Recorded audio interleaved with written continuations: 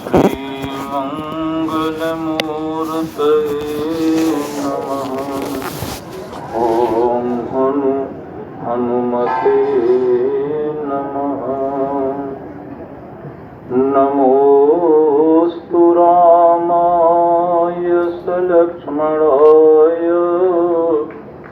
देव्यै च तस्यै जनकात्मजायै। नमोऽस्तु रुद्रेन्द्रमानिलेभ्यो नमोऽस्तु छन्दार्क मरुद्गणेभ्यः। नारायणं नमस्कृत्य नरं चैव नरोत्तमं देवीं सरस्वतीं व्यासं ततो जयमुदीरयेत्। विनायकं गुरुं भानुं ब्रह्म विष्णु महेश्वरां सरस्वतीं प्रणम्यादो सर्वकार्यार्थसिद्धये। दक्षहस्ते गदायस्य वामहस्ते च पर्वतः। हृदये जानकी रामो तं वन्दे वायुनन्दनम् तं वन्दे वायुनन्दनम्।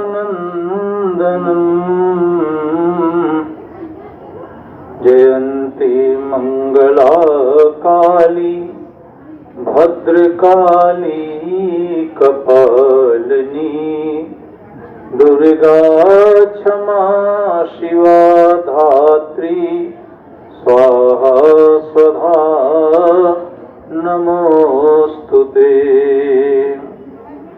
हेमवर्ण कलिमलहरण सुजान क्षेमकरण बिन बहुचरण कृपा करहु हनुमान।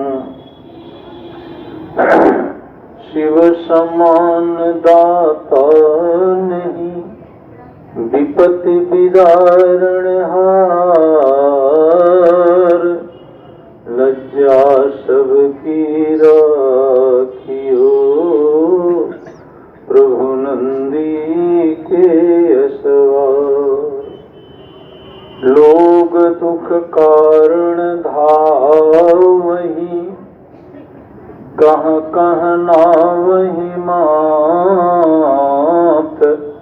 सब अनाथन के नाथ हैं बाबा विश्वनाथ।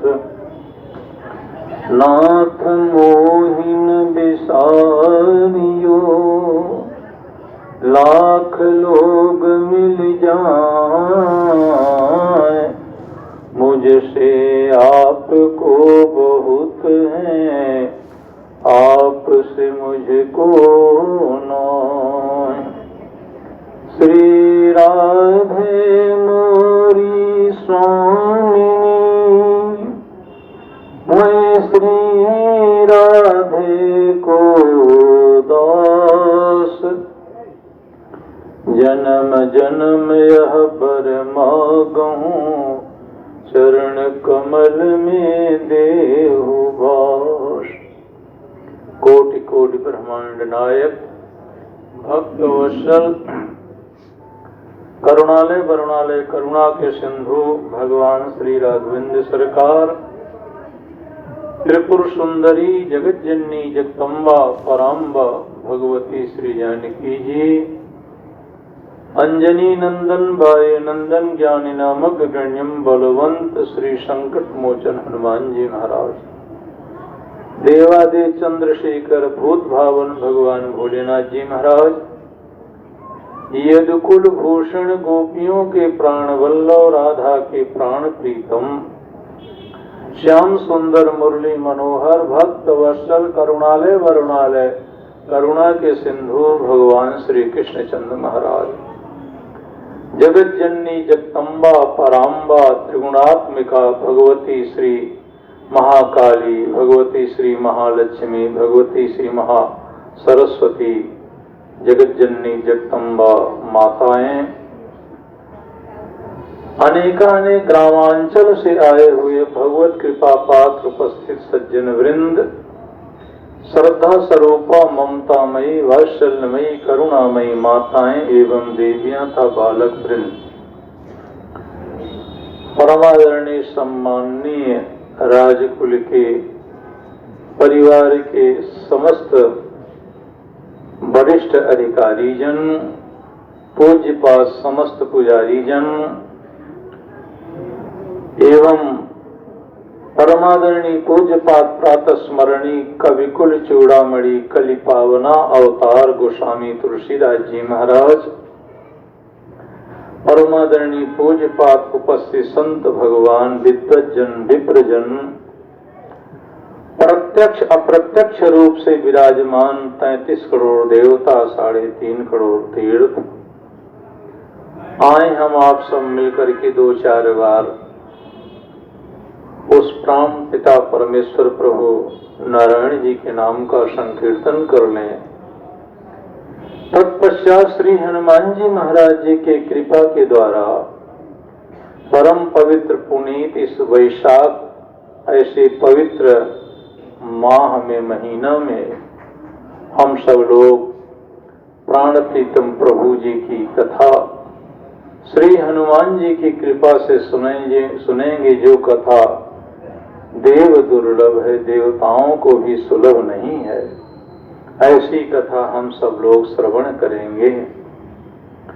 सब लोग आनंद में मस्ती में आकर के बड़े प्रेम से ताली की सेवा करते हुए, ताली बजाते हुए यही तो बोलना है, हरि भज ले, हरि भज ले, हरि भजने का मौका है, हरि भज ले, हरि भज ले, हरि भजने का मौका है, अभी भज ले, अभी भज ले, अभी भजने का मौका है, अभी भज ले, अभी भज ले, अभी भजने का मौका है, यहीं भज ले, यहीं भज ले, यहीं भजने का मौका है, हरि भज ले, यहीं भजने का मौका है।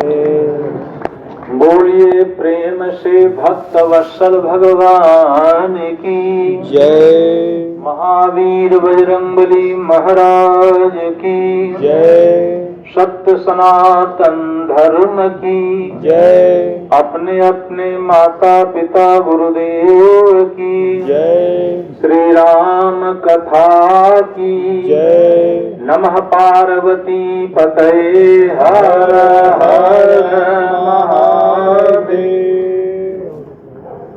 महावीर बिनवहु हनुमाना, राम जासु जस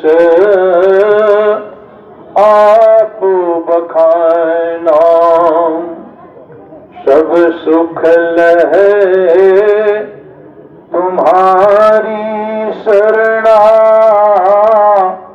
तुम रक्षक काहू को डरना, जय जय जय हनुमान गोसाई, कृपा करहु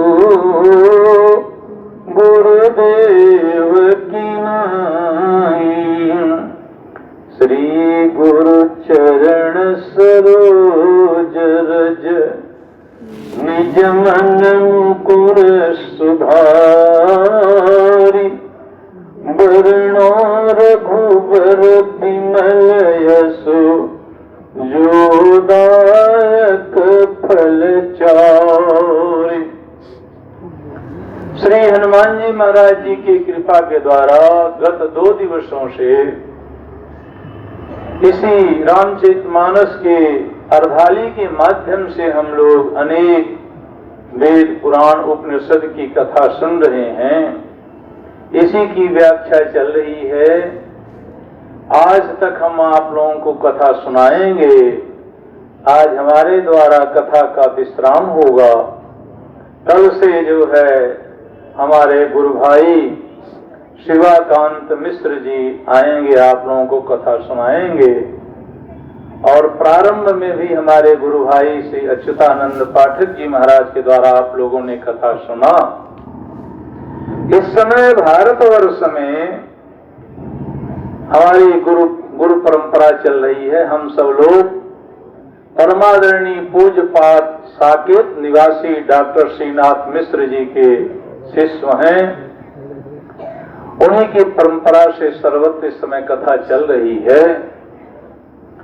तो इसी अर्धाली की हम लोग व्याख्या सुन रहे हैं कि महावीर विनवहु हनुमाना, राम जासु जस आपो बखाना। श्री हनुमान जी महाराज जी को महावीर क्यों कहा गया? कई भाव हम लोगों ने सुना। आए आज एक भाव और सुने, आनंद लें। देवराज इंद्र के यहाँ एक नंदन नाम का बाग है, बहुत सुंदर बाग है। उसमें देवराज इंद्र के परिवार के सदस्य लोग ही जाया करते हैं नंदन बाग में, और किसी को अलाउ नहीं है। एक बार सारे देवताओं ने पितामह ब्रह्मा जी के यहाँ गए, यहाँ तक ऋषि मुनि भी गए। इन लोगों ने ब्रह्मा जी से निवेदन किया कि हे पितामह, हम सब लोग ये सुना है कि देवराज इंद्र का नंदन बाग बहुत सुंदर है, हम सब दर्शन करना चाहते हैं, कोई उपाय है? वहां तो किसी को जाने के लिए अलाउ नहीं है, मना है। ब्रह्मा जी ने कहा ठीक, हम कुछ उपाय करेंगे, आप सबको अवश्य नंदन वन का दर्शन कराऊंगा। कुछ समय के बाद जो है प्रतीक्षा करते करते आज वह समय, वह मुहूर्त आ गया। एक बात ध्यान दीजिएगा, समय से पहले कुछ होता नहीं, भाग्य से ज्यादा कुछ मिलता नहीं, चाहे कितना उछल कूद करो। जब समय आएगा तो वह काम अपने आप हो जाएगा प्रयास करने से। और कितनो दौड़ो धूपो रात दिन दौड़ते रहोगे, लेकिन जो भाग्य में होगा वही मिलेगा। भाग्यम फलते सर्वदा नच विद्या न पौरुषम। ये सूत्र, समय के पहले कुछ होता नहीं, भाग्य से ज्यादा कुछ मिलता नहीं। आज समय आ गया। ब्रह्मा जी नंदन बाग में गए। देवराज इंद्र पूरे परिवार से ब्रह्मा जी का स्वागत किया, सम्मान किया, पूजन किया, अर्चन बंदन स्तुति किया। ब्रह्मा जी को दिव्य आसन दिया गया, ब्रह्मा जी बैठे। ब्रह्मा जी ने देवराज इंद्र से कहा कि आज मेरी एक इच्छा है कि मैं विश्व में ब्रह्मांड में राष्ट्रपति का चुनाव कराना चाहता हूं, कि राष्ट्रपति बनने योग्य है कौन? देवराज इंद्र कहे आप हमको आदेश दें, करना क्या है? कहे आप अपने देवताओं या सेवक दूतों के द्वारा तीनों लोक में लोगों को सूचित करो कि सब लोग इस नंदन वन में आए, और सबकी मैं परीक्षा लूंगा। जो परीक्षा में उत्तीर्ण होगा उसी को मैं राष्ट्रपति बनाऊंगा। देवराज इंद्र ने सबको सूचना दिया। अपने अपने जाति के जो श्रेष्ठ हैं प्रतिनिधि बन करके, या आज के भाषा में आप कह सकते हैं नेता, अपने अपने जाति के जो नेता हैं वो सब लोग वहां पहुंचे। ये नेता शब्द बहुत संबोधित शब्द है, बहुत प्रतिष्ठित शब्द है, बहुत सम्मानित शब्द है। नेता शब्द का चर्चा शुक्ल यजुर्वेद में आई है। इंद्र आसान नेता बृहस्पति दक्षिणा यज्ञ गुरुएतु सो महादेव सेना नाम विभंजती नाम जयंती नाम मरुतो जंत ब्रह्मा।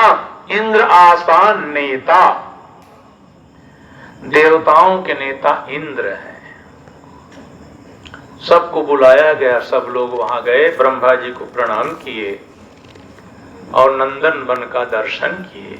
मन प्रसन्न हो गया, हृदय गदगद हो गया कि जिसका कई वर्षों से जन्म जन्मांतर कल्प कल्पांतर युग युगांतर मन मनांतर से हम सब लोग प्रतीक्षा कर रहे थे कि कब वह दिन आएगा कि नंदन वन का दर्शन हो। आज पितामह ब्रह्मा जी की कृपा से ऐसा सुअवसर प्राप्त हुआ।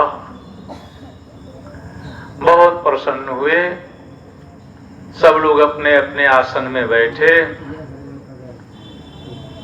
देवराज इंद्र ने ब्रह्मा जी से निवेदन किया कि सब लोग आ गए हैं, आप आदेश दें, करना क्या है। ब्रह्मा जी अपने योग माया से एक दिव्य मंच बनाया, बहुत दिव्य, जिसमें हीरा मोती मणि मणियातिक नवरत्न जड़े हुए हैं।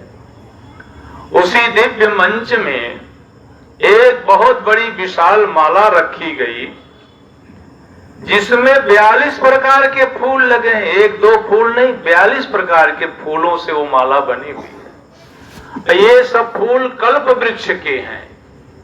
हजारों करोड़ों वर्ष बीत जाए ये सूखने वाले नहीं है, मुरझाते नहीं। इनमें और जितना ज्यादा दिन होगा उतना और दिव्य प्रकाश निकलता है, ज्योति निकलती है।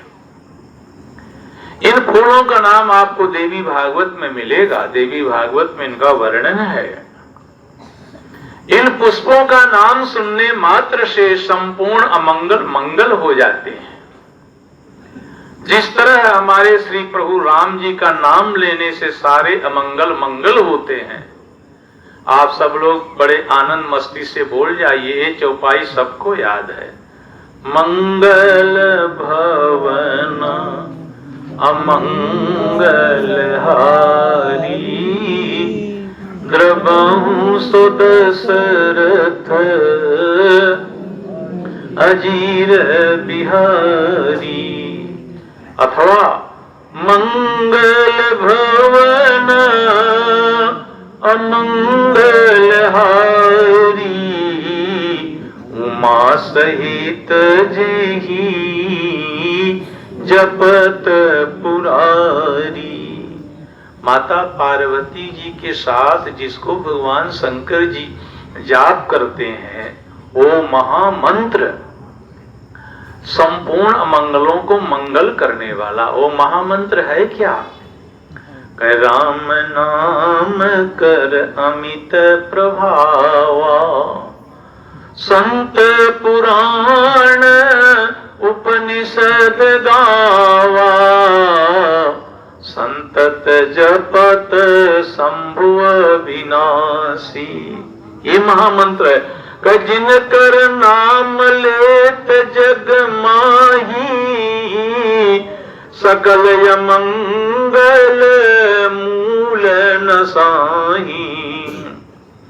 जिस तरह श्री प्रभु राम का नाम संपूर्ण अमंगलों को मंगल बना देता है, उसी तरह ये पुष्पों का नाम सुनने मात्र से सारे अमंगल मंगल हो जाते हैं। पुष्प का एक नाम सुमन भी है। सुमन का मतलब फूल होता है, लेकिन सुमन का अर्थ ये भी है। हमारे यहाँ व्याकरण के हिसाब से एक शब्द के 8 अर्थ व्याकरण के हिसाब से माने गए हैं। सुमन माने सुंदर मन। आप अपने मन को सुंदर बना करके परमात्मा के चरणों में अर्पण कर दें तो आपकी संपूर्ण मनोकामना की पूर्ति हो जाएगी। क्योंकि परमात्मा में 2 वस्तु का अभाव है, भगवान के पास 2 वस्तु नहीं है। जबकि परमात्मा सर्वगुण संपन्न है, फिर भी दो वस्तु का अभाव है। भगवान को वेद में अमना कहा गया है, भगवान के पास मन नहीं है। कहा मन कहां चला गया? कहा मन गोपियों ने उनका हरण कर लिया। गोपियों ने भगवान के मन को हरण कर लिया, तो मन नहीं है भगवान के पास। इसे भगवान को वेद में अमना कहा गया है। भगवान संपूर्ण संसार वालों से कहते हैं, आप तन अपने परिवार को दे दें, धन अपने परिवार को दे दें, मकान दुकान सब अपने परिवार को दे दें, लेकिन जिसको आपके परिवार वाले स्वप्न में भी नहीं चाहते हैं, उस मन को आप हमको दे दीजिए। जरा आप विचार करें, कोई व्यक्ति 40 वर्ष से सर्विस कर रहा है, पहली तारीख को 1 लाख रुपए लेकर घर में आता है। आज पहली तारीख है, घर के सारे सदस्य परिवार के लोग प्रतीक्षा कर रहे हैं कि भैया पिताजी जिसका जो संबंध है, रोज 4 बजे आ जाते थे, आज 8 बज गए, अभी तक नहीं आए, आज तो वेतन मिला होगा। अच्छा, ये जो शंका भी होती है तो पवित्र शंका नहीं होती है। विलंब हो जाए तो अनेक प्रकार की अपवित्र शंकाएं होती हैं। कहीं दुर्घटना तो नहीं हो गया, कहीं कोई लूट उट तो नहीं लिया, कहीं लड़भिड़ तो नहीं गए, क्यों नहीं आए? सब लोग बार बार, यहां तक कि पत्नी जो है कभी अंदर आती है, कभी दरवाजा में आती है। क्यों न? माई पेट देखती है, पत्नी टेंट देखती है। टेंट माने समझते, पहले लोग भेड़ में पैसा बांधते रहे, तो माता जो है अपने बेटा के पेट को देखती है कि कहीं भूखा तो मेरा लाल नहीं है। लेकिन पत्नी पहले माल को देखती है, टेट को देखती है कि कुछ माल पानी है कि नहीं। बाहर संसार। आज 8 बजे श्रीमान जी 8:30 बजे आए। जो जैसे देखा वैसे सेवा में लोग दौड़ पड़े, क्योंकि वेतन लेके आए हुए हैं। कोई पानी ला रहा, कोई चाय ला रहा है। घंटों बीत गया, धैर्य टूट गया। अंत में पत्नी ने पूछा, क्या वेतन नहीं मिला क्या? पति महोदय ने कहा, वेतन तो मिला, लेकिन देखो 40 वर्ष से महीना महीना में हम तुम लोगों को वेतन दे रहा हूं। आज ऐसा हुआ कि चकिया में काली जी के मंदिर में कथा हो रही थी, तो मैंने उनको 1 लाख रुपया दे दिया। लेकिन कोई चिंता की बात नहीं है, चिंता मत करो, मैंने पैसा दिया लेकिन मन मेरे पास है, मन तुम मेरा ले लो। तो पत्नी कहेगी, मन लेके हम तुम्हार चाटर, हमको तो मान चाहिए, मन नहीं चाहिए। मनो तो दे चकिया मौका काहे लेके अइले, काली जी के दे देते हैं। बाहर संसार, जिस मन को परिवार वाले कोई नहीं चाहते हैं, संसार नात रिश्तेदार संबंधी कोई नहीं चाहता है, उस मन को भगवान कहते हैं मुझको दे दो। और मुझको जब मन दे दोगे तो हम मन वाले हो जाएंगे, जो चाहोगे वो हम करने के लिए तैयार हैं, क्योंकि संसार का सारा कार्य मन पर ही होता है। किसी को भोजन करने के लिए कहिए तो कहेगा भोजन के लिए मन नहीं है। आज तो एक और बड़ा अच्छा बहाना हो गया है। लोग कहते हैं पंडित जी क्या करें, हम कोई नास्तिक नहीं है, कथा सुनने के लिए मन नहीं लगता। अच्छा, कुछ लोग तो इतने महापुरुष कहते हैं पूजा में मन नहीं लगता है, और कुछ लोग तो इतने ऊंचे बढ़ गए हैं, कहते हैं कि कोई बात नहीं, जब मन लगेगा तब हम पूजा करेंगे। मालूम पड़ता हो वही व्यक्ति हैं कि किसी के पेट में दर्द हो, डॉक्टर के पास जाए और कहे डॉक्टर साहब जब हमारे पेट का दर्द ठीक हो जाएगा तब हम आपका कैप्सूल गोली खाएंगे। ऐसा कोई जादू है डॉक्टर के पास के बिना दवा खाए पेट का दर्द ठीक हो जाए? लेकिन मेरे परमात्मा के पास है। सत्यनारायण व्रत कथा में आप लोगों ने साधु वैश्य की कथा सुना होगा। उसने कहा कि जब मेरे संतान होंगे तब हम कथा सुनेंगे, और हुआ। उसके पत्नी लीलावती को पुत्री ने जन्म दिया, कलावती का जन्म हुआ। बिना दवाई खाए संतान की प्राप्ति हुई। अच्छा जी, आप ईमानदारी से बतावें, आप लोग आज तक कोई माई का लाल ये कहा है कि रुपए गिनने में हमारा मन नहीं लगता है? कोई कहा है? रात रात भर जाग के करोड़ों रुपए गिनते रहेंगे और मन बिल्कुल लगा रहेगा, 2-4 हजार रुपए भी इधर उधर नहीं होगा। तो रुपए को हम ज्यादा मानते हैं, परमात्मा को कम मानते हैं। जिस दिन हम परमात्मा को रुपए से बढ़ करके मानेंगे कि प्रभु ही सबसे बड़े रत्न है, उस दिन मन अपने आप लग जाएगा। मन को लगाने की आवश्यकता नहीं है। इसलिए परमात्मा को वेद में अमना कहा गया है। दूसरी वस्तु भगवान के पास दीनता नहीं है, दैन्य भाव नहीं है। तो भगवान मन को मांगते हैं कि हमको अपना मन दे दो। अब भगवान दीनों के व्यापारी बन गए, ग्राहक बन गए। दीनों को खोजते हैं कि दीन हमको कहां मिले, उनके ऊपर हम कृपा करें, क्योंकि जब तक दीन नहीं मिलेंगे तब तक हम कृपा नहीं कर सकते हैं। और दीन के लिए भगवान खोजते। मैं नहीं कहता हूं, रामचरितमानस में लिखा कि भूसुर शशि नव वृंद बलाहक असरण शरण दीन जन गाहक असरण शरण।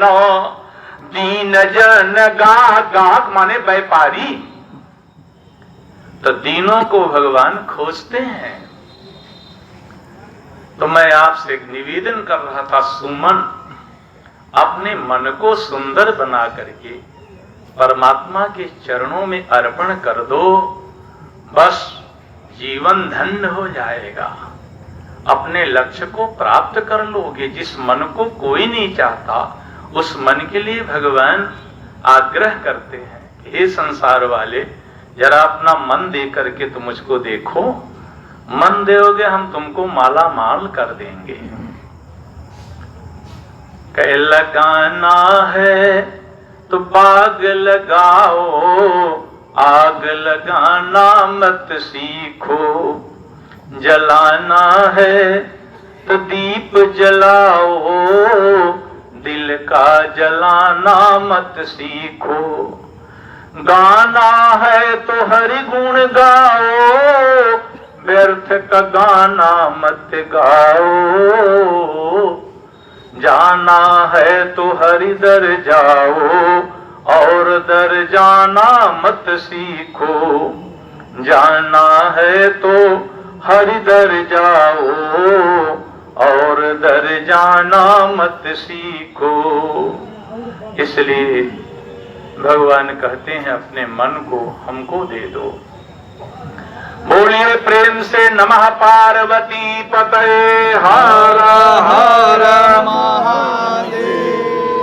श्री राम जय राम जय जय राम। श्री राम जय जय राम। श्री राम जय जय राम। श्री राम जय जय राम। नमः पार्वती पतये हर हर महादेव। तो मैं निवेदन कर रहा था कि बहुत सुंदर माला उस नंदन वन के एक विशाल मंच में रखी है, जिसमें 42 प्रकार के फूल हैं, जिनका वर्णन श्रीमद् देवी भागवत में है। देखें कौन कौन पुष्प हैं। कह चंपा चमेली कमलानि जूही, गुलाब बेला रजनी सुगंधा। उर्वासमी जीवक गंधराजम, गेंदा धतुरा गुल मेहदीम च। अगस्तिकां सूर्यमुखीं कनेरं शेफालिका नामक पारिजातस्य तिलकस्य पुष्पं हरभृङ्गहारं मालयैरपत्रं तुलसीमदारम् सेवन्तिका बकुलचम्पकपाटलाब्जैः पुन्नागजातकरवीररसालपुष्पैः बिल्वप्रवालतुलसीदलमञ्जरीभिः त्वां पूजयामि परमेश्वरी मे प्रसीद। इस मंत्र में 42 प्रकार के फूल हैं, क्योंकि हर एक देवताओं के ऊपर अलग अलग पुष्प चढ़ते हैं। किसी को अड़हुल का पुष्प प्रिय है, जिसको देवी फूल भी कहते हैं, किसी को गुलाब प्रिय है, किसी को गेंदा प्रिय है, किसी को कमल का पुष्प प्रिय है। इसलिए इसमें हर एक देवताओं के प्रिय पुष्पों की माला बनी हुई है। पता नहीं इस राष्ट्रपति के चुनाव में किसकी विजय हो, ताकि उसके गले में उसकी प्रिय वस्तु का माला समर्पण किया जाए। इसलिए हर एक देवताओं देवियों के प्रिय पुष्पों की ये माला बनी हुई है। ब्रह्मा जी सबको सूचना दिए, सूचित किए कि हे देवता ऋषि मुनि यक्ष गंधर्व किन्नर नाग मानवादि, आप सुनो सुनो।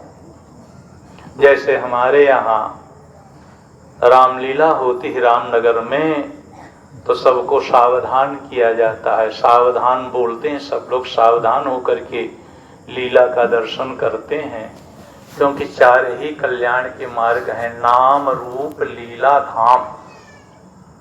ये 4 ही कल्याण के मार्ग हैं। ये धर्म के 4 चौकी के 4 पावा हैं। किसी चौकी में 4 पावा हो और वह चौकी के एक भी पावा को आप पकड़ के खींचेंगे तो खिंचा जाएगी। इसलिए नाम रूप लीला धाम ये 4 ही कल्याण के मार्ग, इसमें एक भी अगर आप पकड़ लें तो आप अपने लक्ष्य को प्राप्त कर लेंगे। मानव शरीर का जो लक्ष्य है, वैसे भी आप लोगों ने विचार किया होगा, कभी मनन भी किया होगा। एक बात मैं आप लोगों से निवेदन करूं, मैं आपको कोई नई बात बताने नहीं आया। नई बात कुछ है ही नहीं, तो क्या बताऊं। जो आप लोग जानते हो वही याद दिलाने के लिए आया। जो आप जानते हैं वही याद दिलाने के लिए। आपने देखा होगा 33 करोड़ देवता हैं, 84 लाख योनि है, 84 लाख योनि है। 84 लाख योनि में एक चिंटी से लेकर हाथी तक आप देखें, सबका सिर आपको झुका हुआ मिलेगा। गौ माता को देखें, बैल को देखें, गधा घोड़ा किसी को भी आप देखें तो सबका सिर आपको झुका हुआ मिलेगा। मानव का सिर केवल झुका नहीं, सीधा है। क्यों? का ये संकेत है कि मानव और जो योनि है ये भोग के लिए है, लेकिन मानव योनि योग के लिए है, भोग के लिए नहीं, योग के लिए है। जिसमें जीव और ब्रह्म का मिलन हो उसको योग कहते हैं। इसलिए सीधे परमात्मा को प्राप्त करने के लिए शरीर मिली है। इसलिए मानव का सिर सीधा है, टेढ़ा नहीं है। तो ब्रह्मा जी ने कहा कि आज हमारे इस सभा का नाम ब्रह्म सभा है। नंदन वन में जो सबसे बलवान होगा, जिसके सामने कोई प्रतिद्वंदी विपक्षी नहीं खड़ा होगा, उसके गले में माला डाल दी जाएगी और उसको राष्ट्रपति की उपाधि दी जाएगी। महावीर, राष्ट्रपति क्या है? महावीर। ये महावीर ही राष्ट्रपति पद है, इसकी उपाधि उनको दी जाएगी। तो जो अपने को बलवान मानता हो, शक्तिशाली मानता हो, कृपया अपना परिचय दे। ध्यान रहे, जिसके सामने कोई प्रतिद्वंदी विपक्षी नहीं खड़े होंगे, उन्हीं के गले में माला डाल दी जाएगी और उनको महावीर की उपाधि दी जाएगी। तो सबसे पहले भगवती पृथ्वी माता खड़ी हुई। और वह पृथ्वी माता जो है अपना परिचय देती हैं कि हे पितामह ब्रह्मा, मैं आपके चरणों में कोटशः नमन कर रही हूँ।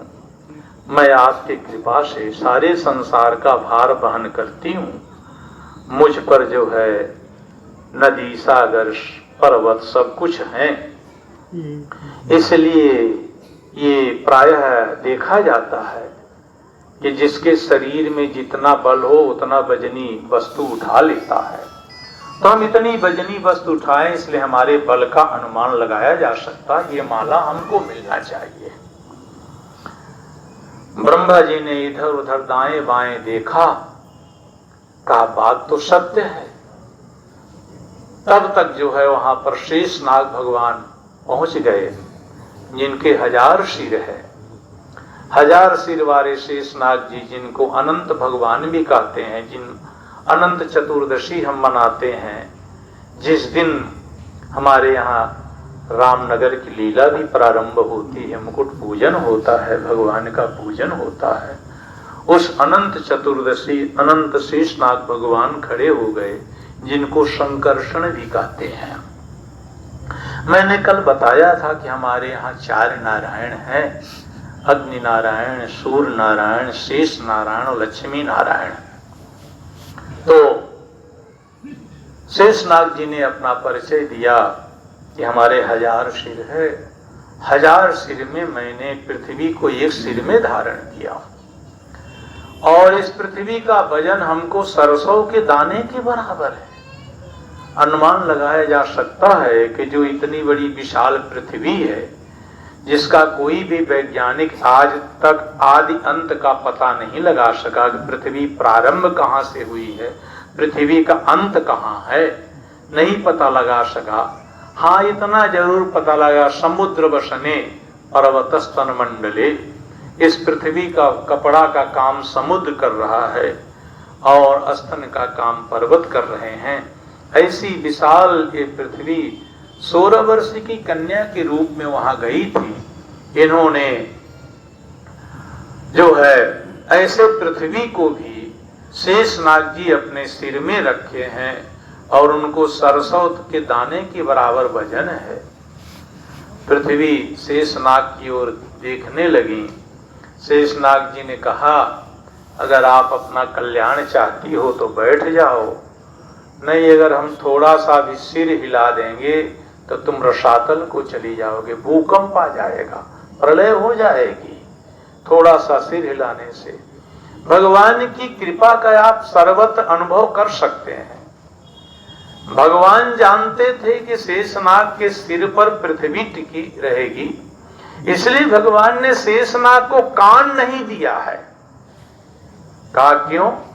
कि अगर शेषनाग जी के पास कान होता, सर्प के पास, तो भगवान की कथा वो सुनते तो मस्ती में आकर के अपने सिर को हिला देते, तो बराबर जो है प्रलय होता, पृथ्वी रसातल में जाती, तो हम कब तक सृष्टि करते रहते। इसलिए जो है शेषनाग को कान नहीं होता है। क्यों? कहा ध्यान देना, शेषनाग को कान इसलिए नहीं है कि भगवान की कथा न सुन पाए, और जो मनुष्य शरीर पा करके भगवान की कथा नहीं सुना, वो सर्प के रहने के लिए उसका कान बिल का काम करता है। दोहावली रामायण में गोस्वामी तुलसीदास जी महाराज ने लिखा है, रसना सापिन बदन बिल जो न जपहि हरि नाम, तुलसी प्रेमन राम सो ताहि विधाता बाम, ये फाट ही फूट हु नयन जरहु सो तन कहीं काम, द्रवहि श्रवहि पुल कहीं नहीं, तुलसी सुमिरत राम, मन मम गुण गावत पुलक शरीरा, गद गद गिरा नयन बहनीरा। महाराज पृथु ने तो भगवान से प्रार्थना किया कि हे प्रभु, हमारे 2 कान में 10,000 कान की शक्ति आप प्रदान करें। भागवत महाराज पृथु ने कहा कि हमारे 2 कान में आप 10,000 कानों का शक्ति प्रदान करें। भगवान ने कहा क्यों? क्योंकि आपकी कथा सुनने से हमको 2 कानों से संतोष नहीं हो रहा है। राम कथा सुनत जे अगाही, विशेष रस तिन जाना नहीं। जो भगवान की कथा को सुनकर संतोष कर ले कि हम तो बहुत दिन से कथा सुन रहे हैं, क्या सुने, उसको वास्तव में कथा का आनंद मिला ही नहीं। इसलिए महाराज पृथु ने भगवान से कहा कि 10,000 कान की शक्ति प्रदान करें कि आपकी कथा हम निरंतर सुनते रहें। सज्जनों, जो भगवान की कथा नहीं सुनता है उसका ये शरीर जो है सर्प के रहने के लिए बिल है। इसलिए जीवन पर्यंत भगवान की कथा, ये भगवान की कथा जो है दैनिक कर्म है, नित्य का कर्म है। जिस तरह हम प्रत्येक दिन भोजन करते हैं, स्नान करते हैं, वस्त्र पहनते हैं, उसी तरह कथा भी प्रत्येक दिन सुनने की वस्तु है। प्रत्येक दिन कथा सुनना चाहिए। अच्छा, कितना जो भी समय मिले, 1 घड़ी आधी घड़ी, आधों में कछुआद, तुलसी संगत साधु की कटे कोटि अपराध। नारद पुराण में नारद जी ने भगवान नारायण से पूछा है, ये प्रभु ये बताइए, कलयुग में 24 घंटा में लोग कई घंटा आपकी पूजा करें जिससे आपकी कृपा रहे? तो भगवान ने कहा 1 घंटा। 23 घंटा अपना कार्य करें, 1 घंटा हमारी भजन कर लें, हम उनकी बराबर रक्षा करेंगे, उनकी मनोकामना की पूर्ति करेंगे। नारद जी ने कहा अगर 1 घंटा का समय न हो तो भगवान ने कहा आधा घंटा, 23.5 घंटा अपना कार्य करें, 30 मिनट आधा घंटा हमको दे दें। नारद ने कहा प्रभु और कुछ संशोधन हो सकता है? क्योंकि कुछ लोगों के लिए आरक्षण आरक्षित रहता है, और कोई है गुंजाइश? भगवान ने कहा 15 मिनट। 23 घंटा 45 मिनट अपना कार्य करें, 15 मिनट हमारी पूजा कर लें, हम उनकी नैया पार लगा देंगे। नारद जी ने कहा प्रभु और कुछ है चांस? भगवान ने नारद जी का पीठ ठोका और कहा नारद जी तुम तो हमारे प्रचार मंत्री हो, मृतलोक में जाकर सबसे कह दो कि जिसको मेरे लिए 15 मिनट भी समय नहीं है वो किसी प्रकार की चिंता न करे, उसके लिए 24 घंटा 28 नरक का दरवाजा खुला हुआ मिलेगा। उसको पासपोर्ट गेट पास की भी कोई आवश्यकता नहीं है। और 28 ही नहीं, शिव पुराण में तो 28 का एक नरक का 5 नरक बताया गया, लक्षण बताया गया है, यानी 144 नरक 24 घंटा उसको खुला रहेगा, कोई रोक ठोक नहीं है। बताओ, हमारे पास अगर भगवान के लिए 15 मिनट भी समय न हो, इसलिए 1 घड़ी आधी घड़ी, देखिए ध्यान दीजिएगा, 15 मिनट होगा, 1 घड़ी आधी घड़ी, आधों में कछु आध, तुलसी संगत साधु की कटे कोटि अपराध, तात स्वर्ग अपवर्ग सुख, धैर्य तुलाय अंग, तूलनता ही सकल मिल जो सुख लव सत्संग। तो मैं आपसे निवेदन कर रहा था, पृथ्वी शेषनाग जी आ गए तो पृथ्वी बैठ गई। पृथ्वी जैसे बैठी वैसे शेषनाग जी खड़े हो गए। ब्रह्मा जी से कहे पितामह अब तो आपको हमारे गले में माला डालना चाहिए, क्योंकि अब हमारे सामने कोई तो खड़ा हो नहीं सकता है। इतना शंकर जी कह रहे थे, इतना जब शेषनाग जी कह रहे थे, उसी समय उस सभा में एक आवाज निकली, बड़ी मीठी बड़ी मधुर आवाज निकली। क्या? कह बोलिए प्रेम से नमः पार्वती पतये हर हर महादेव। सब लोग खड़े हो गए। काशी नरेश भगवान शंकर जी पहुंच गए। भगवान शंकर जी जब पहुंचे तो भगवान शंकर जी ने कहा भैया समय बहुत खराब आ गया है। कहा वो क्यों?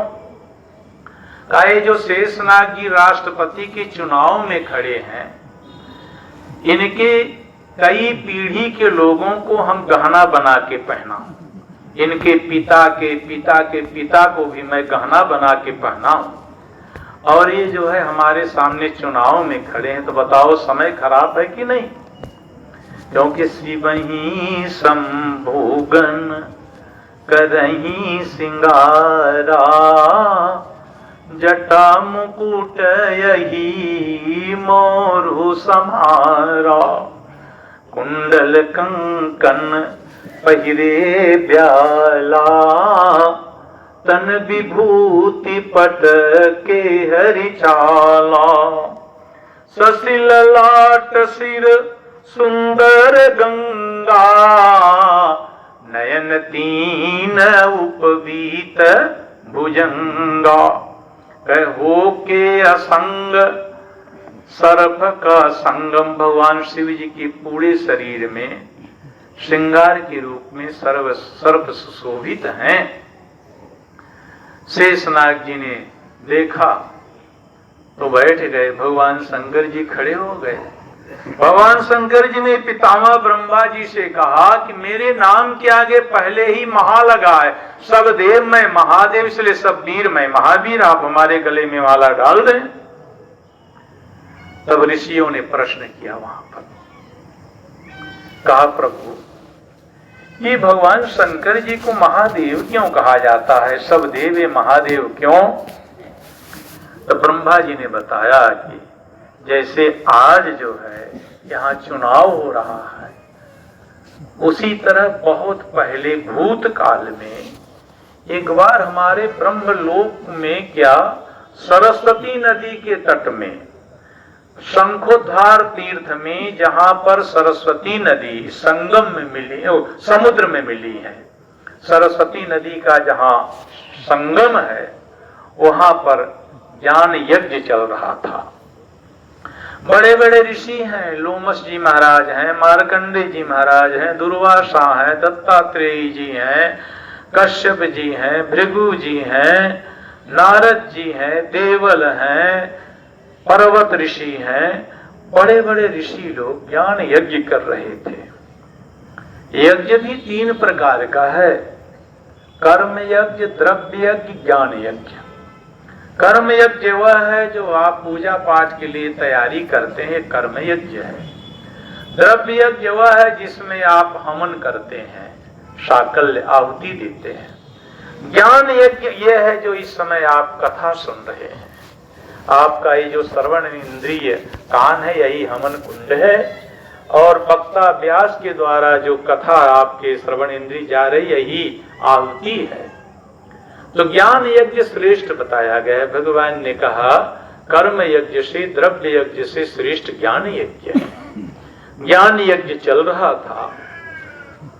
ऋषियों को सारे संसार की चिंता है और किसी को चिंता नहीं है। मानस में आप देखें, गादि तनय मन चिंता व्यापी, हरि बिनु मरहिन निश्चर पापी। और किसी को चिंता नहीं है। एक संत को, विश्वामित्र को चिंता है सारे संसार के राष्ट्र की। तो ऋषियों ने कहा कि राष्ट्रपति किसको बनाया जाए। तो आप लोग बताइए किसको बनाया जाए। तो उसमें एक ऋषि बोले कि भगवान नारायण को बनाया जाए। भगवान नारायण से श्रेष्ठ कौन है? क्योंकि जले विष्णु, थले विष्णु, अस्थले विष्णु, सर्वत्र भगवान विष्णु है। यहां तक कि पद्म पुराण में लिखा तिथुर विष्णु योग करणम विष्णु। तिथि भगवान विष्णु है, योग भगवान विष्णु है, करण भगवान विष्णु, सब कुछ सारा संसार विष्णुमय है। इसलिए भगवान विष्णु को राष्ट्रपति बनाया जाए। तो कुछ ऋषियों ने उसका खंडन किया। कहा भगवान विष्णु जो है का वाहन है गरुण। गरुण राष्ट्रपति वो हो जो जन जन के कष्ट का निरीक्षण कर सके, सबसे मिल सके। भगवान विष्णु के वाहन गरुण है। गरुण की गति बहुत तेज है, एक क्षण में 10,000 योजन जाते हैं गरुण। और गरुण के चलने से आंधी आती है, तूफान आता है, बड़े बड़े पर्वत धराशायी हो जाते हैं, वृक्ष ढह जाते हैं, मकान गिर जाते हैं, उनके पंखा के हवा से तहस नहस हो जाता है। तो भगवान अगर नारायण राष्ट्रपति होंगे और देश का निरीक्षण करने के लिए जाएंगे तो इनके वाहन तो पर जाएंगे ही, इनके वाहन से जो है बड़ी क्षति होगी। तो कहे अच्छा ब्रह्मा जी को बनाया जाए, कहे हाँ ब्रह्मा जी हैं, लेकिन इनका वाहन हंस है और हंस का भोजन है मोती, मोती बहुत महंग है, इनके वाहन का तेल बहुत महंगा है। अगर ये देश का निरीक्षण करने जाए तो घोटाला में घोटाला हो जाएगा, इनके वाहन से ही क्षति होगी, हानि होगी। इसलिए ब्रह्मा जी भी राष्ट्रपति बनने योग्य नहीं है। तब कुछ ऋषियों ने कहा भगवान शंकर जी के हाँ, कहे इनमें क्या गुण, कहे इनमें गुण है, अवगुण कुछ है ही नहीं। कहा इनका वाहन बैल है, बैल में खर्च भी बहुत कम है और बैल की गति भी मंद है। और देखो भगवान विष्णु को श्रृंगार प्रिय है, भगवान विष्णु को आप सोना चांदी हीरा मोती से सजाएंगे तब प्रसन्न होंगे। और ये जो भगवान शंकर जलधारा प्रिय है, इनको हर हर महादेव कह करके एक लोटा जल चढ़ा दो ये प्रसन्न हो जाएंगे। तो इनमें कोई श्रृंगार भी नहीं, कोई। देखो ये कथा ये संकेत कर रही है, ये मार्गदर्शन दे रही, उपदेश दे रही है कि देश की सत्ता उसी के हाथ पर होनी चाहिए जो अपने ऊपर कम से कम खर्च करे। भगवान शंकर श्री राम जी के सेवा के लिए बंदर क्यों बने, हनुमान क्यों बने? क्योंकि बंदर के जीवन में सबसे कम आवश्यकता है। बंदर को तो मकान नहीं चाहिए। क्या कोई बंदर आज तक 3 तल्ला मकान बनाया है? कहीं है किसी बंदर का मकान? बंदर को मकान नहीं चाहिए। बंदर को भोजन के लिए मेस भी, होटल वगैरह की भी कोई आवश्यकता नहीं है। और बंदर के लिए कोई कपड़ा की भी आवश्यकता नहीं है। जिसके जीवन में कोई आवश्यकता न हो, कम से कम आवश्यकता हो, वही अपने स्वामी की सेवा कर सकता है। और जिसके जीवन में ज्यादा आवश्यकता हो, वो अपने स्वामी को संकोच में डाल देगा। इसलिए भगवान शंकर हनुमान जी के रूप में बंदर का रूप धारण किए कि हम बंदर बनेंगे तो प्रभु श्री राम की सेवा करेंगे, क्योंकि हमारे जीवन में कोई आवश्यकता ही नहीं रहेगी। और राम राज्य की आप विशेषता देखें, आज हम राम राज्य का गुण क्यों गा रहे हैं?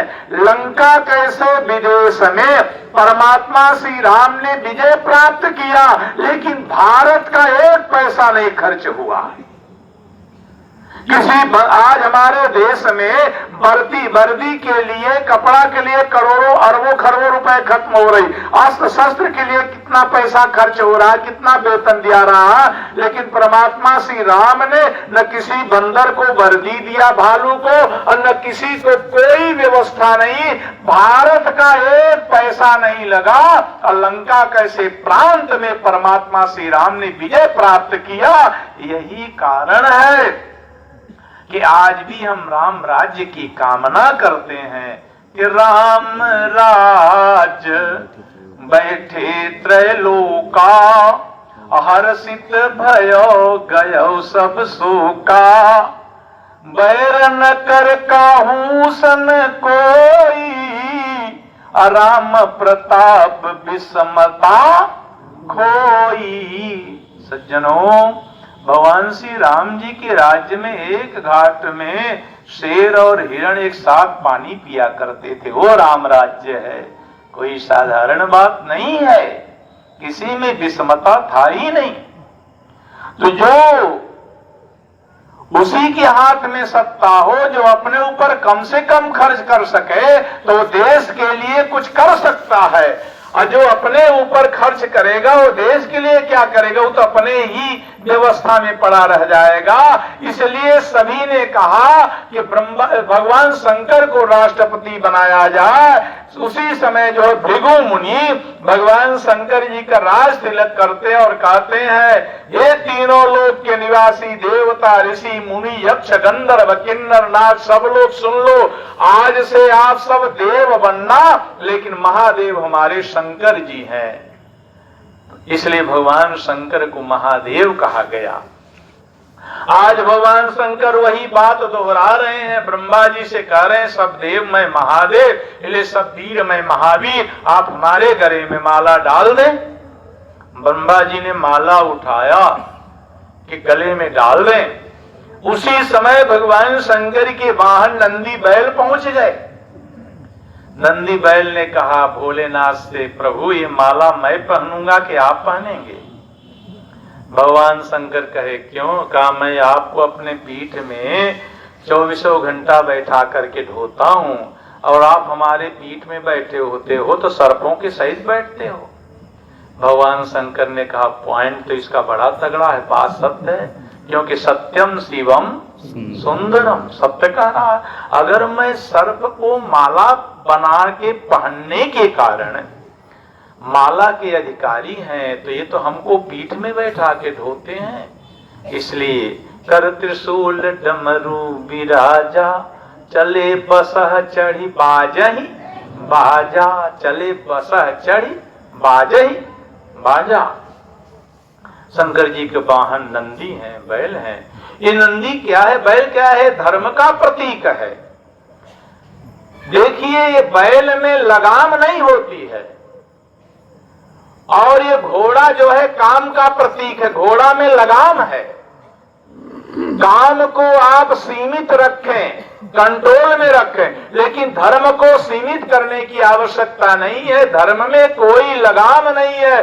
ज्यादा से ज्यादा जितना धर्म करेंगे उतना आपका, देश का, राष्ट्र का, विश्व का कल्याण होगा। जैसे भजन भोजन, भजन में मात्रा नहीं है लेकिन भोजन में मात्रा है। भोजन करिए तो मात्रा से करिए, सीमित करिए तो सुरक्षित रहेंगे, लेकिन भजन में कोई मात्रा नहीं। भजन ज्यादा से ज्यादा करेंगे तो राष्ट्र, विश्व, देश का कल्याण होगा। तो भगवान शंकर जी बैठ गए, नंदी बैल आ गए सामने।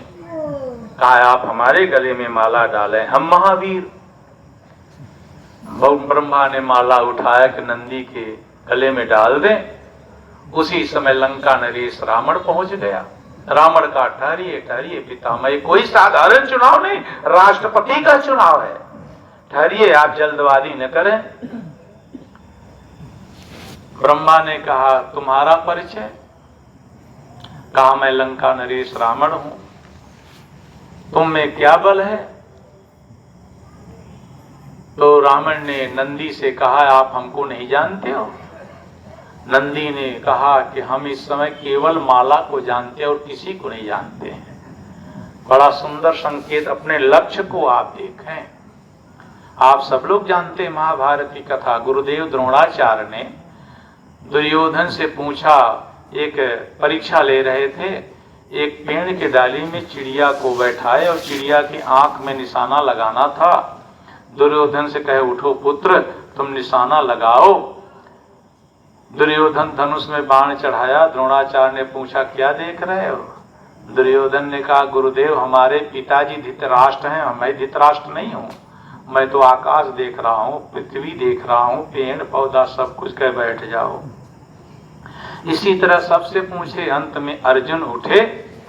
अर्जुन से कहे पुत्र क्या देख रहे हो? कहा गुरुदेव मैं तो केवल पक्षी का दहिना नेत्र देख रहा हूं, उसके अलावा कुछ नहीं देख रहा हूं। अपने लक्ष्य को देखो। श्री हनुमान जी महाराज लंका जा रहे हैं। मैनाक पर्वत को समुद्र ने कहा कि ये जो है पवन के पुत्र हैं, पवन तुम्हारे मित्र हैं। जब पहले पहाड़ों को पंखा होता था, पहाड़ उड़ते थे, तो देवराज इंद्र ने वज्र से पर्वतों का पंखा काट दिया, क्योंकि बड़ा उपद्रव करते थे। ये पहाड़ उड़े तो किसी गांव में जाकर के बैठ जाए तो पूरा गांव का गांव चौपट हो जाए। अब बताओ पहाड़ जहां बैठेगा तो वहां कोई बचेगा? तो बड़ा उपद्रव हो रहा था। तो देवराज इंद्र ने पर्वतों का जो है पंखा, अपने वज्र से पंखा काटे। उस समय मैनाक पर्वत को पवन देव जो है भगा के ले गए और समुद्र के नीचे छिपा दिए। तो मैनाक का पंखा नहीं कट पाया था, तो पवन से उनकी मित्रता थी। आज जल निधि रघुपति दूत बिचारी, तय मैनाक हो श्रम हारी। तो मैनाक पर्वत ऊपर आ गए। हनुमान जी ने प्रणाम किया। चाचा क्यों हनुमान जी पवन तनय प्रणाम किया।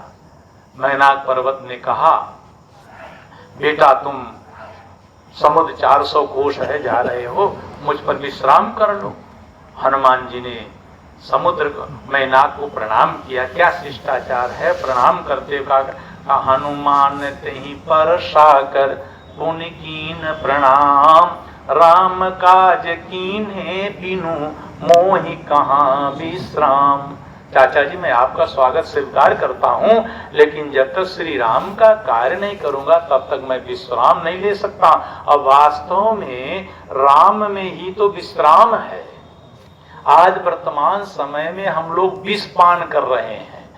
जितने अन्न फल हैं सब में आप जानते हैं अनेक प्रकार की दवाइयां मिलाई जा रही है। हम कैसे जिंदा हैं ये असंभव है, मरना से हम कैसे बचे हैं। तो कह रहे हैं आप विष को राम में मिला दें, विश्राम हो जाएगा। भगवान शंकर ने तो यही किया है। कालकूट जहर आया शंकर जी की अंजलि में, उन्होंने रा कहा और फिर जहर को अंदर कंठ में डाला, फिर मां से बंद कर दिया। राम के बीच र और मां के बीच में जो रकार है उसी में जहर को रख करके अपने कंठ में धारण कर लिए और वो जहर शंकर जी के लिए अमृत बन गया, विश्राम हो गया।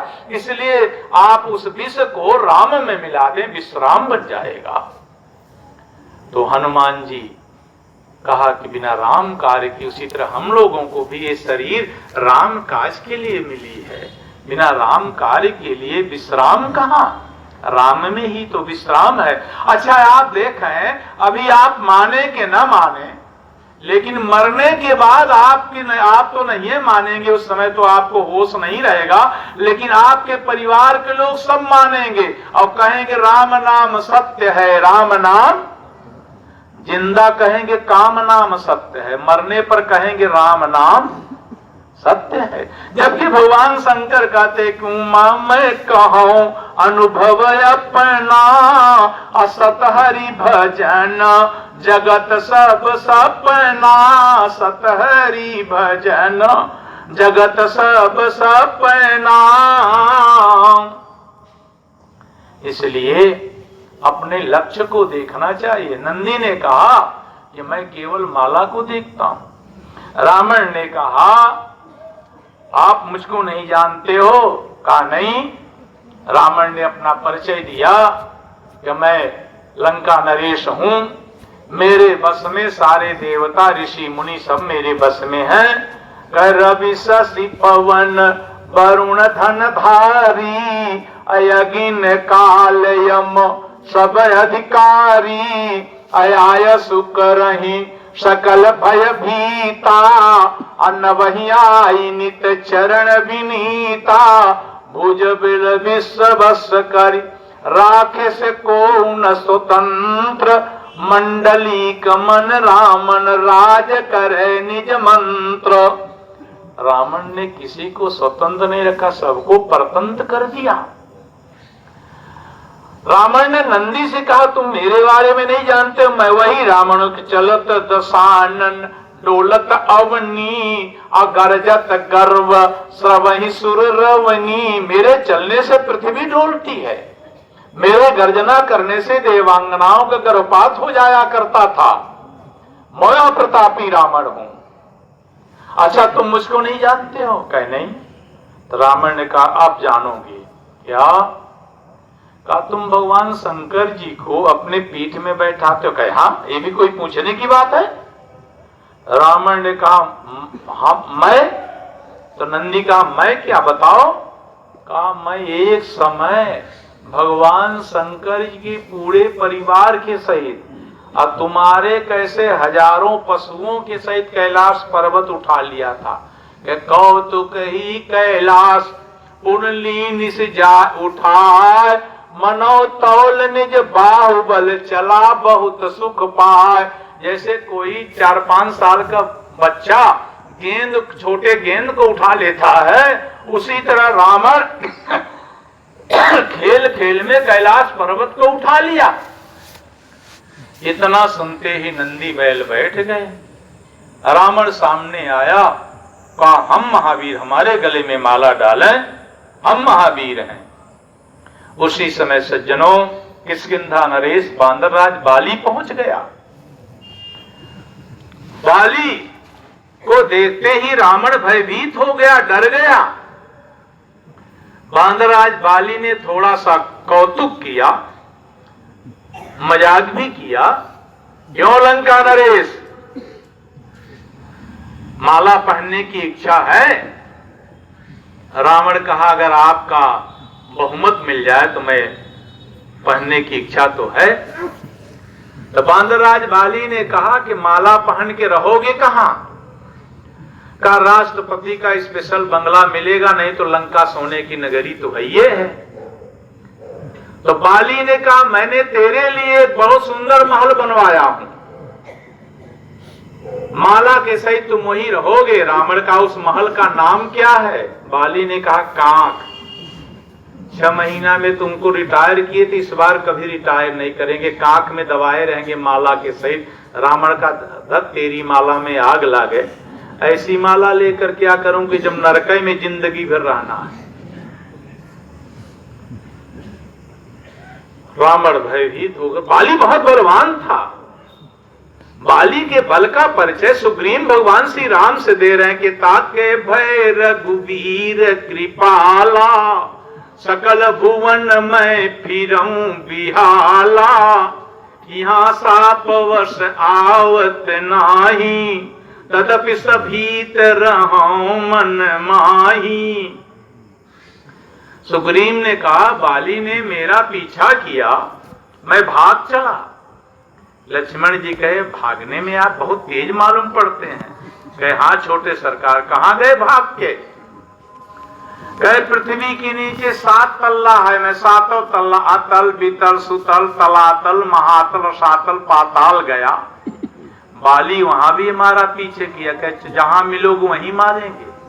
फिर मैं वहां से भागा, तो फिर जो है मैं इस पृथ्वी के ऊपर भी 7 लोक है, भूलोक, भूलोक, स्वलोक, महलोक, जनलोक, तपलोक, सत्यलोक। मैं 7 लोक में गया, बाली वहां पहुंच गया।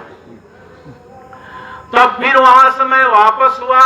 अब बाली मुझको पकड़ने, अब पकड़ता है तब पकड़ता है। तब तक हमको याद आ गया कि मतंग ऋषि के श्राप के कारण बाली ऋषमुख पर्वत में नहीं जाएगा। मैं शीघ्रता से ऋषमुख पर्वत में कूद गए, इसलिए यहाँ श्राप बस आवत नाही, तदपि सभीत रहूं मन माही। अच्छा, बाली को ये वरदान भी है कि उसके सामने जो आकर लड़ेगा उसका आधा बल उसको मिल जाएगा। ये वरदान है बाली को। तो एक तो बलवान है भी है, अब प्रतिद्वंदी का भी आधा बल उसके पास आ जाएगा, तो उससे युद्ध में कौन जीतेगा? इसे बांदरराज बाली आ गया। बाली को देखते ही रावण वहां से भाग गया। बांदरराज बाली ने भगवान पितामह ब्रह्मा जी से कहा, ब्रह्मा जी आप हमारे गले में माला डालें, हम महावीर हैं। उसी समय परमात्मा श्री राम पहुंच गए वहां पर। परमात्मा श्री राम ने बांदरराज बाली से कहा, बाली जरा मेरी ओर देखो, पीछे मुड़ करके। बाली पीछे मुड़ करके देखा तो भगवान श्री राम ने अपने अक्षय तरकस से एक बाण निकाला, जो बाण बाली के वध के लिए ही सुरक्षित रखा गया था। कहा भगवान श्री राम ने कहा माला तो बाद में पहनना, जरा इस बाण को तो देखो। बाली ने जब बाण को देखा तो बाण की जगह उसको अपना मृत्यु देवता काल दिखाई दिए। काल को देखकर बाली भयभीत हो गया, कांपने लगा। सज्जनों, मृत्यु देवता काल को जब देखा तो श्री राम जी के बाण में अगर बाली को काल दिखाई दे, देखो ये बाली के वध के पहले की कथा है, अगर काल दिखाई दे तो कोई आश्चर्य की बात नहीं, क्योंकि भगवान श्री राम है कौन? कहतात राम नहीं भूपा, भगवान श्री राम कालों के काला हैं, काल के भी महाकाल भगवान श्री राम हैं। तात राम नहीं नर भूपाला, कालों के काला, तो काल के भी महाकाल हैं। तो इसलिए राम जी के बाण में अगर बाली को अपना काल दिखाई दिया तो कोई आश्चर्य की बात नहीं है। भगवान श्री राम ने कहा बाली अगर तुम कुछ दिन जिंदा रहना चाहते हो तो यहां से चले जाओ, मैं इसी समय तुम्हारा वध कर दूंगा। तो बांदर राज बाली वहां से चला गया। जब बाली चला गया तो भगवान श्री राम खड़े हैं। भगवान श्री राम ये नहीं कहे कि हमारे गले में मारना लोग खड़े हैं, उसी समय कहीं से हनुमान जी महाराज वहां पहले थे नहीं, कहीं से हनुमान जी श्री राम जी के दर्शन के लिए खोजते खोजते वहां पहुंचे। अपने दोनों हाथ में फूल लिए हुए भगवान श्री राम जी के चरणों में उन्होंने फूल चढ़ाया और साष्टांग दंडवत प्रणाम किया। ये देखिए हनुमान जी महाराज की नम्रता, हनुमान जी महाराज की शिष्टाचारशीलता। अभी इतने लोग आए लेकिन कोई किसी को प्रणाम नहीं किया। और ध्यान देना, जो आशीर्वाद लेगा प्रणाम करेगा उसी की विजय होगी। अभिवादनशीलस्य नित्योपवृद्धोऽपि सेमिनः चत्वारि तस्य वर्धन्ते आयुर्विद्या यशो बलम्। अपने से बड़ों को प्रणाम किया जाए, 4 वस्तु की प्राप्ति होती है, दीर्घ आयु बढ़ता है, विद्या मिलती, यश मिलता है, बल मिलता है। श्री हनुमान जी महाराज के जीवन की आप देख सकते हैं झांकी। हनुमान जी महाराज जहां भी गए तो अपने गुरुजनों बड़े लोगों को प्रणाम करके गए, और अकेले जहां भी हनुमान जी गए विजय प्राप्त करके आए। अकेले में जाने से हनुमान जी की कहीं पराजय नहीं हुई, क्योंकि आशीर्वाद उनके साथ है। इसलिए हनुमान जी की कथा से हमको ये मार्गदर्शन लेना चाहिए, शिक्षा लेना चाहिए कि जीवन में हम आशीर्वाद को अपना कवच बनाएं, अपने से माता पिता गुरुजनों को नमन करें, प्रणाम करें, साष्टांग दंडवत करें। आशीर्वाद से सब कुछ मिलता है। इसलिए हनुमान जी महाराज श्री राम जी के चरणों में साष्टांग दंडवत प्रणाम किए। भगवान श्री राम ने हनुमान जी को उठाकर हृदय से लगा लिया, और हृदय से लगाने के बाद भगवान श्री राम के नेत्रों से आंसू गिरने लगे। कुछ संत विद्वानों का भाव है कि आज भगवान श्री राम हनुमान जी का जो शंकर जी का रूप है उनका माने यानी अभिषेक कर रहे हैं, अपने नेत्रों के आंसू से अभिषेक कर रहे हैं। ऐसा संतों का कुछ भाव है। प्रेम के आंसू से भगवान श्री राम ने हनुमान जी को सिंचन किया। हनुमान जी हाथ जोड़ के खड़े हो गए, प्रभु अगर आपकी आज्ञा हो तो हम निवेदन करें। ध्यान दीजिएगा, विदेशेषु धनम विद्या व्यसनेषु धनम मतिः परलोके धनम धर्मशीलम सर्वत्र वही धनम। विदेश का धन है विद्या। विद्वान कहीं भी देश विदेश जाए उसकी पूजा होगी। और नशा करने वाले व्यक्ति का धन है मति और बुद्धि। शराब पीने वाले को, गांजा पीने वाले को चाहे कितना कथा सुनाओ लेकिन उसके दिमाग में वही रहेगा। उसी तरह परलोक का धन है धर्म। धर्म करोगे परलोक की प्राप्ति होगी। लेकिन शीलम वही सर्वत्र, अगर जीवन में शील आ जाए, शिष्टाचार आ जाए, नम्रता आ जाए तो ये कहीं भी रहोगे तो सम्मान प्राप्त करोगे। ये आभूषण है। नम्रता, शिष्टाचार, दैन्य भाव, शीलता, ये मनुष्य के आभूषण है। यही तो श्रृंगार है मनुष्य शरीर का। तो हनुमान जी महाराज ने कहा, प्रभु हम कुछ निवेदन करें। अब देखिए इस प्रसंग को मैं लगा रहा हूं, पूर्ण कर रहा हूं।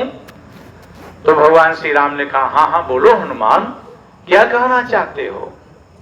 तो हनुमान जी ने पूर्व स्मरण दिलाया, याद किया कि शेष पृथ्वी ने संसार को धारण किया, ऐसे पृथ्वी को शेषनाग ने धारण किया, ऐसे शेषनाग को भगवान शंकर जी ने आभूषण बनाया। भगवान शंकर को नंदी बैल ने अपने पीठ में बैठाया। नंदी बैल और शिव जी के पूरे परिवार को लंका नरेश रावण ने अपने भुजाओं से उठाया। ऐसे रावण को बांदरराज बाली ने कांख में दबाया। ऐसे बाली को प्रभु श्री राम ने एक बाण में उसका वध कर दिया। हनुमान जी ने कहा, प्रभु मैं आपकी कृपा से, क्योंकि कपि चंचल सब ही विधिहीना, हम सब विधहीन हैं, लेकिन आपकी कृपा के कारण मैंने एक बार आपको और आपके भाई लक्ष्मण जी को अपने पीठ में बैठा था। कहीं विधि सकल कथा समुझाई, ये दुऔ जन पीठ चढ़ाई। ऋषमुख पर्वत के ऊपर मैं लेके गया था सुग्रीव के यहाँ। इतना सुनते ही भगवान श्री राम ने स्वयं माला उठाया। ब्रह्मा जी की प्रतीक्षा स्वयं माला उठा करके भगवान श्री राम ने हनुमान जी के गले में डाल दिया। और भगवान श्री राम ने कहा, हे संसार वाले सुन लो, आज से हमारे पुत्र हनुमान महावीर हैं।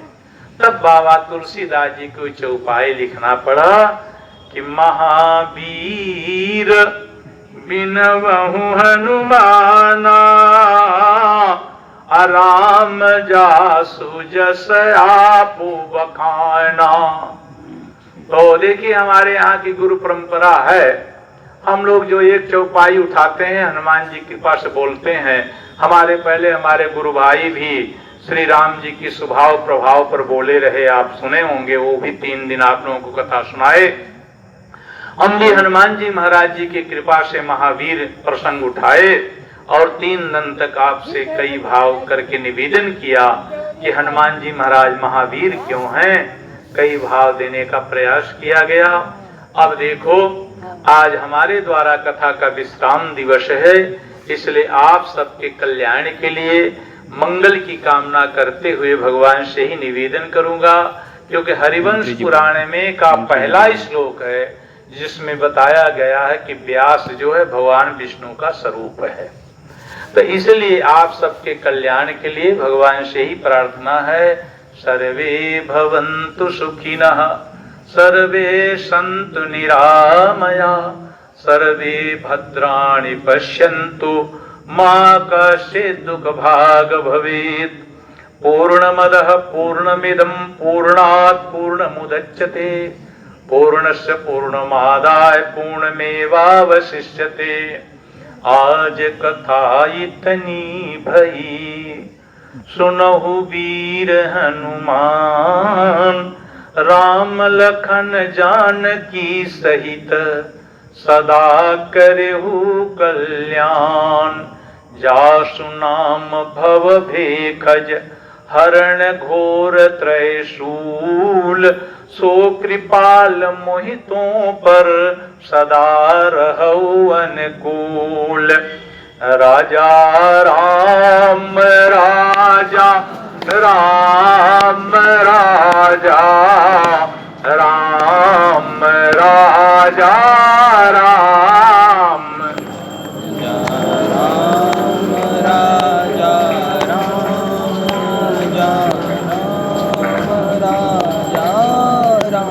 राम सीता राम सीता राम सीता राम सीता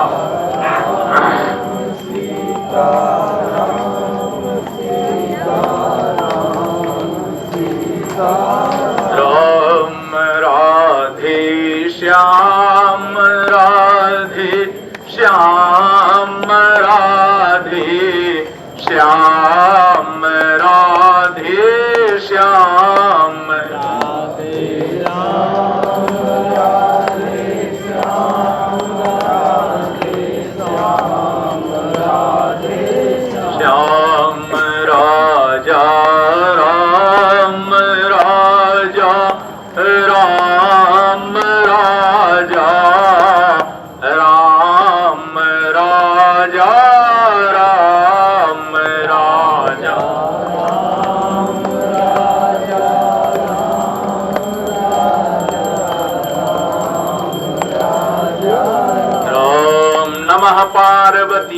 पतये हर